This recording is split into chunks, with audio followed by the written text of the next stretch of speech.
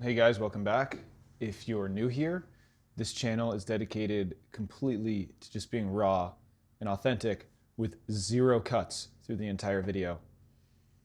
Nothing planned, just talking out loud, thinking out loud, being out loud without any filter, just truly being.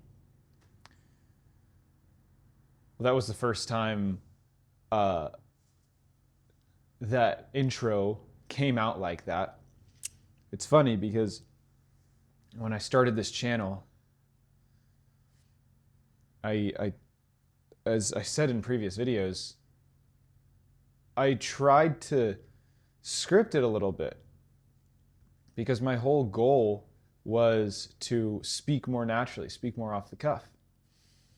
And I ended up just tossing like an agenda for these videos altogether because the whole pretense of me setting an agenda for these videos was that I thought that I needed to be something in order for my YouTube videos be worthy,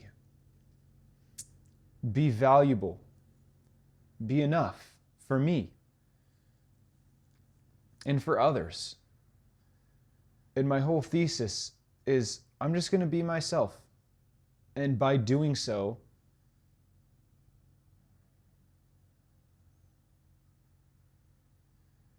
I'll work with the parts of me that feel like I need to be someone, that feel like I can't just be myself. Because if I'm just myself, then no one will like me. And I'll push people away. And I'll be rejected. And I'll be all alone.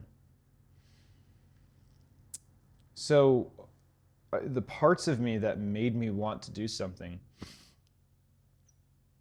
I think I even call this part, it's been a couple weeks since I've checked in with them because of the holidays, but I think I call these parts of me, or this specific part of me, a perfectionistic part, or the perfectionistic protector. And if you don't know parts, just please look up internal family systems therapy. It's like, it'll change your life. And so I named this part of me the perfectionist because it thinks that I need to show up and I need to do this good of a job in the things I show up for, or the things that I am a part of, in order to be accepted, in order to not be humiliated and rejected.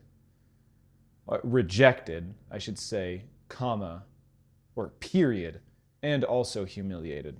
It's not that the rejecting is humiliating. It's that rejecting is, it invalidates who you are. It proves that you really are shameful and you really are broken and unfixable. Where was I?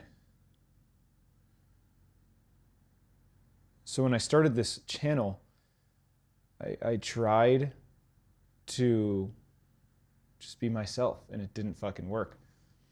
I couldn't do it. I couldn't just press record on the camera and just talk. It was so difficult. But I worked with the parts of me. Is this light okay? I certainly hope so. Would it be better if it was like from this angle? No, that just looks disproportionate to the...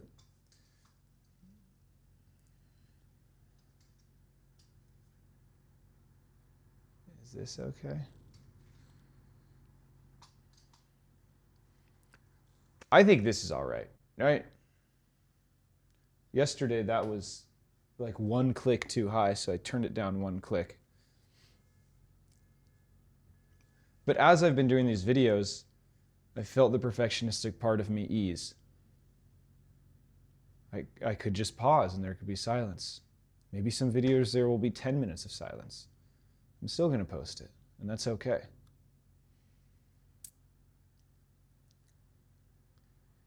And, you know, parts of us, they don't heal or transform positively like this. It's like this.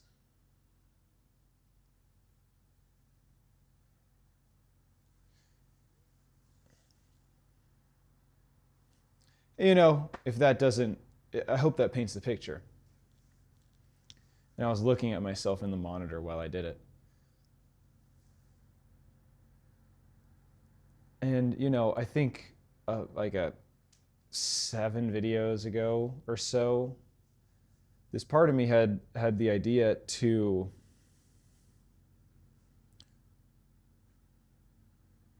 like, actually it wasn't this part of me. I realized it would be a good idea. From an unburdened place, I realized it would be a good idea to have an intro, an introduction of some sort. And so I devised one. Well, actually, this part of me saw it as an area that I needed to perfect. As soon as I thought that I needed some sort of intro, it's like this part latched on and said, oh, this is one spot where we are going to be seen as broken and imperfect and unacceptable. So let me fix up the best one. And I spent like 10, 15 minutes like working out an intro, and I finally was like, fuck, I'm doing it again. I'm literally doing this whole perfectionism thing again. And so I just settled on like 2 sentences. I tried saying it on the first day. It didn't fucking work. I tried saying it the next day. It was like all discombobulated. And then I realized that it's just like, it's going to be different every fucking day. It doesn't really matter. Yesterday, I completely missed it. Today, I just realized it comes from whatever I'm feeling in this exact moment. What I'm feeling in this exact moment is something like, guys, welcome back.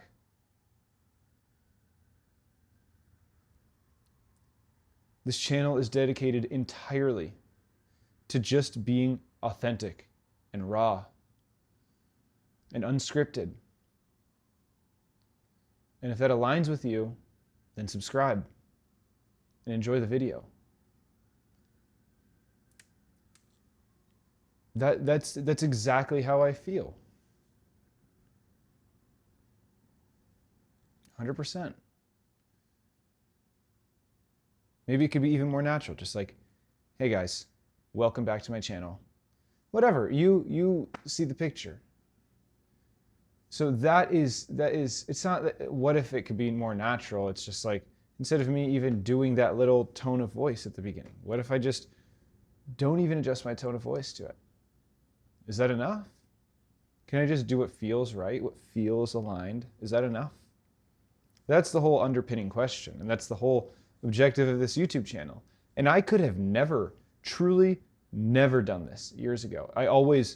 This part of me, or this duo of parts of me, the protector and exile, I don't remember which one, but one of them always believes that like, I'm not the type of guy, yeah, it's the exile part of me. The exile part of me that believes that I'm not that guy. I'm not the guy who's suave. I'm not the guy who's handsome. I'm not the guy who's smart. I'm not the guy who could have his own business. I'm not the guy who can go break into this industry for a job, although I don't want a job anymore. I just want to work for myself. I'm not the kind of guy to play piano well in front of a crowd. I'm not the kind of guy who can speak in front of a camera. I'm not that guy. Those guys are out there. I'm not that guy. I'm not that kind of guy because I'm just fucking broken. Something's wrong with me. Something is irreparably wrong with me. That's the feeling that underpins really all of the perfectionism. Because the pretense of me needing to be someone, me needing to do something extra, is that who I am isn't enough. Or more precisely, the pretense of me not being one of those guys is that I am broken and that I'm not enough as I am. And even more accurately, from where I just went a couple minutes ago, the pretense of me being irreparably broken, well, I guess there is no pretense. I guess that's just the core belief. I'm broken. Something's wrong with me. That's like the kernel of it. Jesus Christ, it's so dark in here. The dark, like the dark, scares me, guys. So I'm gonna kind of open up the space a little bit.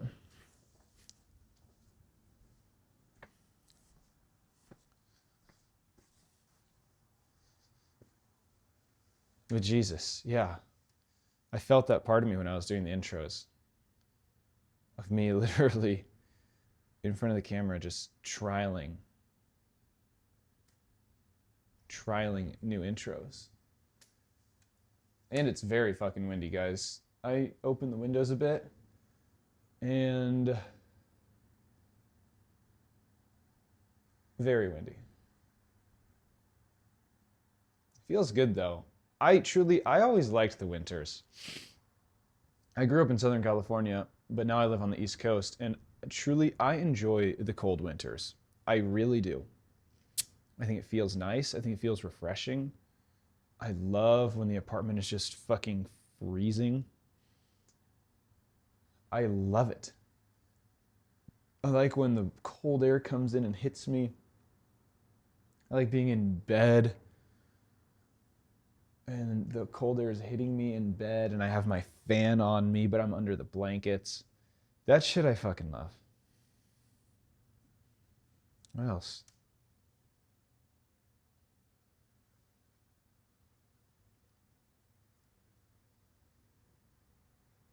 We're just going to have a couple moments of silence.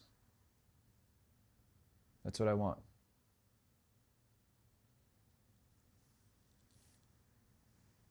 That's what feels right for me right now.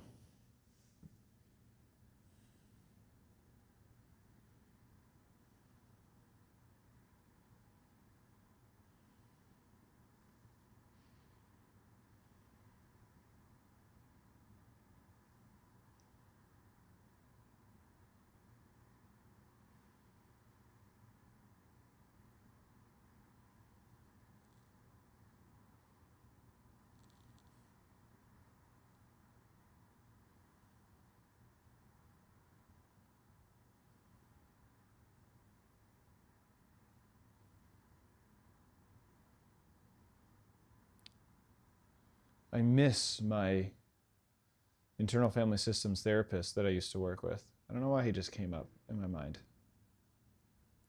He was awesome.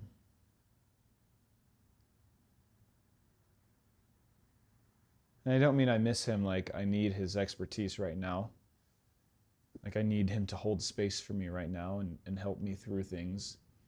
What I mean is I just miss his force, his presence, his energy.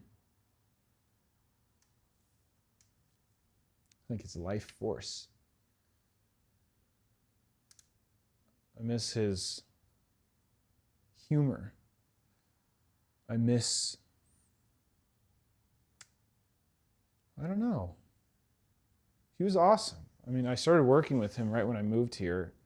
So I moved here January 2024. I started working with him February 2024. My God, did my healing journey just exponentiate with him. And it's funny because when I stopped working with him, I'm of the belief that you can only learn so much from one person. And there comes a time when you outgrow people. Like you outgrow those from which you wish to learn. And you probably outgrow friends too. But I mean, I have friends and and my partner, it's not like I want to leave my girlfriend once I learn everything from her. Like that's not the basis of our relationship. And that in my rock solid friendships, the basis of our friendship is not me learning from them. But what I mean is there's people I follow on YouTube. There's people whose communities I'm in. Like in my old jobs, I had mentors who at some point I just felt like, yeah, I learned everything from this person.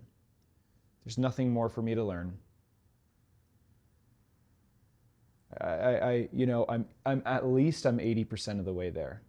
and 80-20. I'm not going to, you know, I'm not going to spend 80% of my time learning the last 20%. Or you know what I mean? Like I like to learn from different people because I think different people have different perspectives.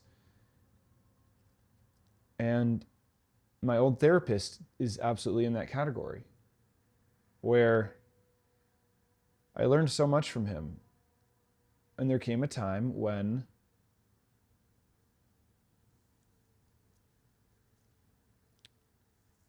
I felt I had gotten most everything from him.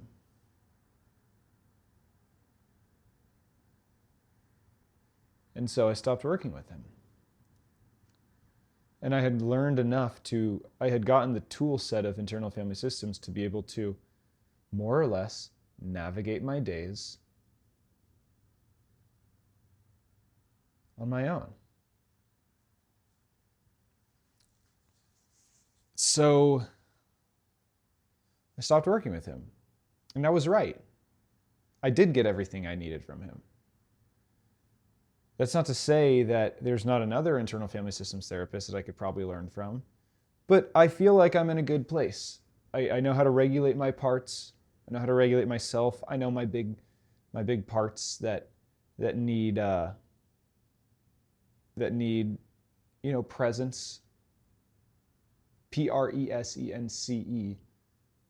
From the big parts of me that need presence every now and then, more often than others.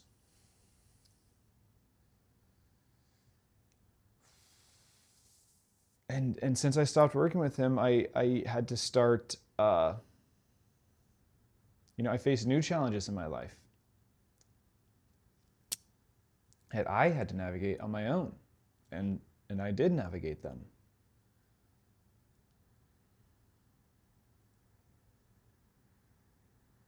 And I did my own research, and I took some of his perspective and I amalgamated it with some of my other perspectives that I was learning, and that was a better orientation for me at this stage of my life. It wasn't in January or February of 2024, because I remember my first session with my old therapist. I distinctly remember I cried. We barely went inward. We barely dropped in. And if you know what dropping in means, is going inward to your parts and meeting them, finding them. The steps are, the protector, you find it in your body. You focus on it, on the sensations. How do you feel toward it? I'm forgetting him. Fuck. I actually think it's you find it in your body, you focus on it. Now I want to remember.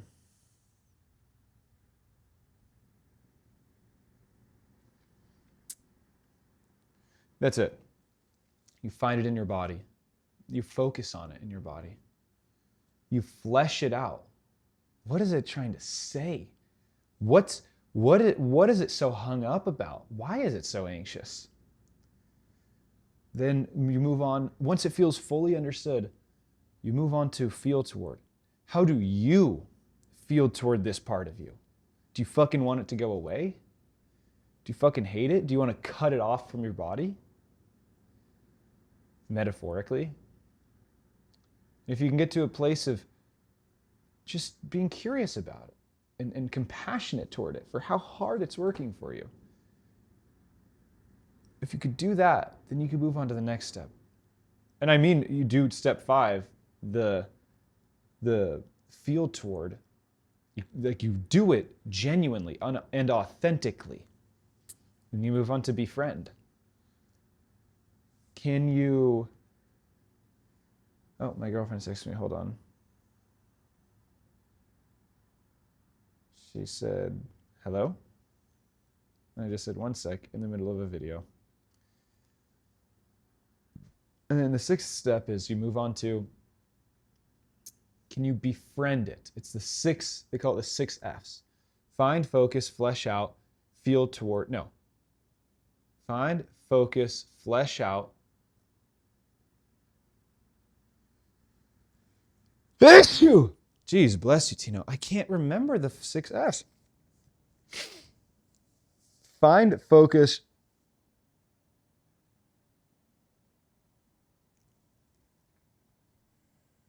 Oh, that's it. I was messing it up. Find, dang it, my phone dropped. Find, focus, flesh out, feel toward, befriend. You know, you truly get on its side and you let it know that you value it. And it needs to know that you're not wishing it away.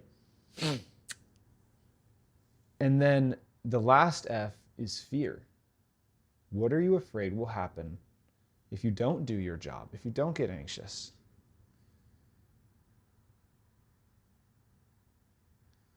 And that is like the mirror for the true, like the protector, like all operates in this space. And finally, you understand its fear, what it's protecting against, what it's holding down.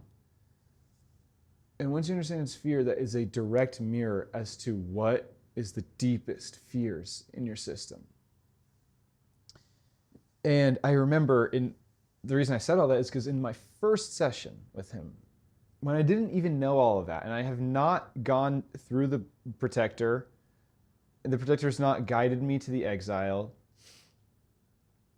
to those deep feelings. None of that had taken place. I remember I was just at the surface, just right there.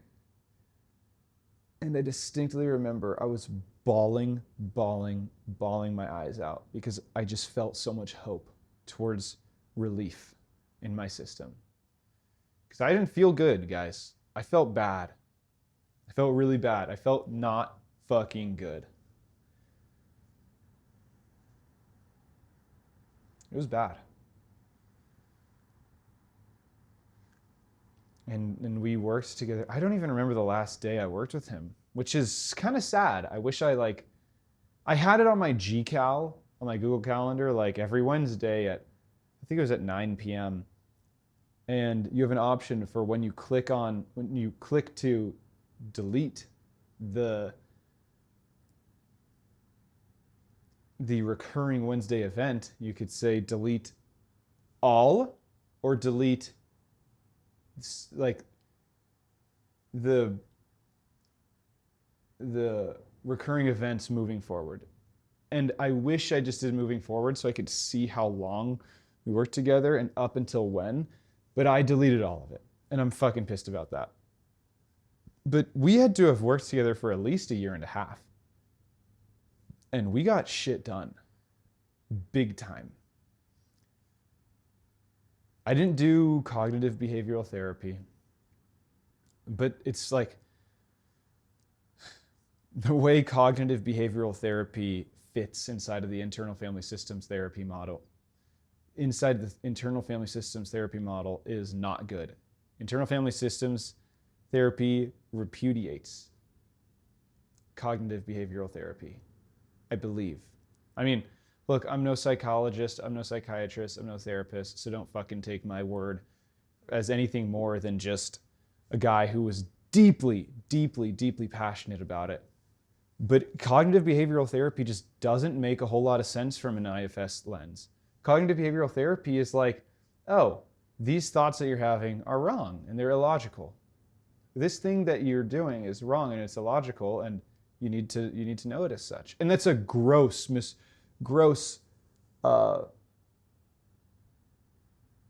distillation of it. But on some level, I believe that occurs. And it's like in IFS, if you go to your parts and you tell them they're wrong and they're illogical, that would be lunacy. That would be heresy in IFS. No. You got to validate. You got to bring as much compassion as you can. And like one of the higher perspectives that I've learned in IFS is You don't get to tell the protective part, what it can and cannot do. It gets to decide. You radically accept. You radically love regardless of what its job is. And when you get to that space, then it'll trust you enough to understand the deepest fears. And when you can be there for the deepest fears and truly integrate those deepest fears 99.999% of the time, I don't know the 0.0001%, but what happens is the protective part will choose for itself. Fuck this job, man. But you have to have a totally different perspective. Complete and fully different fucking perspective. And guys, I'm not the Buddha. I have my fucking problems, and I have my entrenched protectors with their heels dug in that blend with me strongly so that I don't have the higher perspective of compassion and wishing them to be a part of my life, or rather loving them as they are. There's plenty of times where I don't have that, but I at least have a North Star, and I can work with these parts of me reliably. And my parts have trust that self is there. And if they don't have trust, I know how to work with them so that they can trust myself, even if no formal unburdening occurs at the root level, at the deepest level. I could fucking go on and on and on, and talking to you guys is giving me my fucking second wind, and it's fucking 11:30 at night, and I promised I would be in bed by 11 tonight. But, you know, I guess that's not happening again. I really should go. I had a blast talking with you guys tonight. This is video 20. This is video 20 of 90. I hope you enjoyed it. I feel like it's abrupt for me to be saying goodbye now, but I really should go to bed. I'm going to do something new. I'm just going to stop recording. I'm going to set my camera on my table. I'll upload it tomorrow. I usually upload it right after. I'll do it tomorrow. Tomorrow will be better. That's it, guys. Thank you. Have a wonderful evening. Oh, and again, please don't take all of my words like I'm a therapist or psychologist or as medical advice. I am not. It's just my experience. That's it.